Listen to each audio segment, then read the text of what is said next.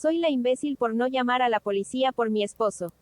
Mi esposo fue a buscar pizza un viernes por la noche y cuando llegó a casa, se veía molesto. Le pregunté qué pasaba y me dijo que había chocado contra un banco de nieve y había dañado mi carro. Le dije que no se preocupara, y que ni siquiera tenemos que gastar dinero para arreglarlo, no me importan las imperfecciones cosméticas. Todavía no parecía relajarse, pero nos sentamos a comer. Más tarde me dijo que tenía que confesarme algo. Le dije, ok, ¿qué es? Me dijo que no había chocado contra un banco de nieve, que había chocado contra otro carro en el estacionamiento y se había ido. Me preguntó qué hacer, si debía regresar. Bueno, me sorprendió que me hubiera mentido, pero decidí dejar esa conversación para otro día. Le dije que regresara y verificara si el carro todavía estaba allí para que pudiera dejar su información del seguro. Así que se fue de nuevo. Regresó y me dijo que se habían ido. Le dije que podía llamar al restaurante del lugar donde el carro había estado estacionado y ver si alguien dejó su información. Me pidió que los llamara por él. Lo hice y le conté a un empleado lo que pasó, pregunté si la persona que había sido golpeada dejó alguna información de contacto, no lo habían hecho, y le di su información a mi esposo para que la escribiera. La señal se cortó mientras ella la escribía y entonces mi esposo volvió a llamar para asegurarse de que la recibieran. Luego fui a la aplicación Nextdoor para publicar anónimamente y ver si alguien había sido golpeado esa noche, alguien lo había sido, pero fue en un lugar diferente. Luego publiqué en Avvo, preguntando sobre las repercusiones que mi esposo podría enfrentar si no podíamos encontrar a la persona para intercambiar información del seguro. Luego mi esposo me preguntó si debía llamar a la policía. Le dije que podía, pero yo no quería.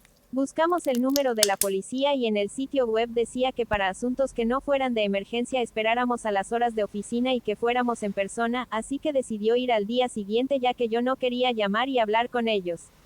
Después de eso, mi esposo comenzó a hablar sobre lo mal que se sentía y cómo se siente como una mala persona, etc.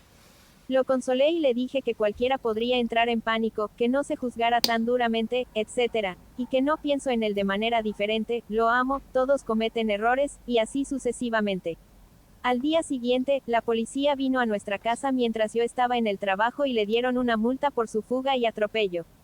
Le sugerí que consiguiera un abogado, y lo acompañé a su cita con el abogado. Después de que todo esto sucedió, comenzó a hablar sobre cómo deseaba tener a alguien que lo ayudara a pensar con claridad esa noche, que estaba en pánico y necesitaba a alguien que llamara a la policía o lo obligara a hacerlo.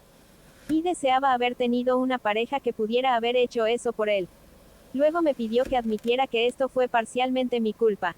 Ni siquiera recuerdo lo que dije en ese momento, pero al día siguiente lo volvió a mencionar, que necesitaba admitir la culpa ya que no me había involucrado como pareja y llamado a la policía. Le dije, está bien, sí, hubiera sido mejor si hubiera podido llamar a la policía o haberte hecho hacerlo, no sabía que se suponía que debía hacer en esa situación porque era nuevo para mí. Dijo que podría haber investigado más. Le dije, sí, supongo. Supongo que puedo asumir la culpa por esto si lo hace sentir mejor, pero no quiero ser la brújula moral de nadie. No soy perfecta y no lo sé todo. Me siento incómoda sabiendo que haría cosas para aliviar su incomodidad, pero él no hace lo mismo por mí.